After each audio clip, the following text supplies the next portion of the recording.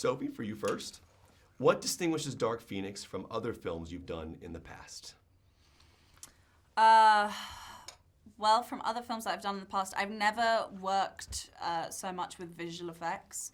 I don't think I've ever had such an extensive storyline in 2 hours or however long this movie is. This was definitely an emotional roller coaster, and I've never felt as challenged as I have on this movie. Sorry, Jessica, what was it about Dark Phoenix that made you decide to appear for the first time in an X-Men film? The thing about Dark Phoenix that really made me excited to join this film is that the last time it was made, it was a secondary storyline, and I like that the focus is really on Jean Grey and her journey in discovering her Dark Phoenix power. I was excited to do this film because I wanted to work with Simon Kinberg, who's a friend of mine.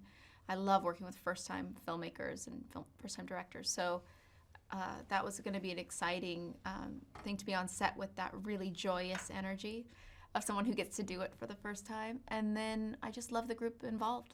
Love the Sophie Turner right here. Love you. Love you. All right.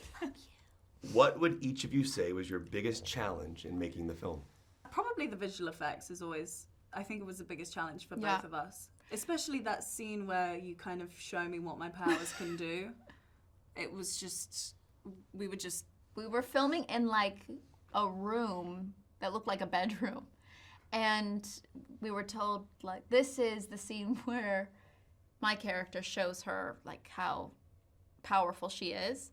So, we were like in a bedroom. We were in a bedroom, and she would go, look, and then we'd look have at the to universe. Go, wow, look at those curtains. Look at that bed.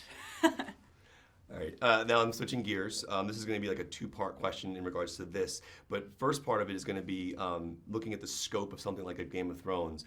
What was the first episode, your first scene you ever shot in that show, and the last scene you shot? Oh, the first scene I ever shot was... First day of work. You were nervous, you showed up, you thought, oh, how am I gonna be today? I think it was a feast scene where all the characters were kind of present in Winterfell. It was the first episode, feast scene, and Arya flicks pigeon pie at my face. That's all I kind of remember. And then the last scene I ever shot was when we had kind of the council and we decide on Bran becoming king, and I say, the North will be independent. That was the last thing you shot? Queen of the North. That was the last thing I shot, and those were my last words spoken.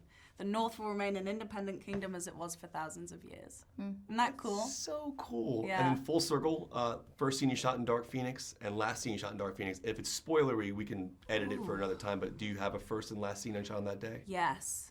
First scene I shot was with Ty in the bedroom. With Ty in the bedroom, and that's the truth. Ty in the bedroom, and we were making out. But it was like the least emotionally challenging scene for me, so it actually felt kind of like, oh, this is fine. And then the last scene, oh, I remember a scene with Jen that I can't talk about. I like the ominous ending of our interview.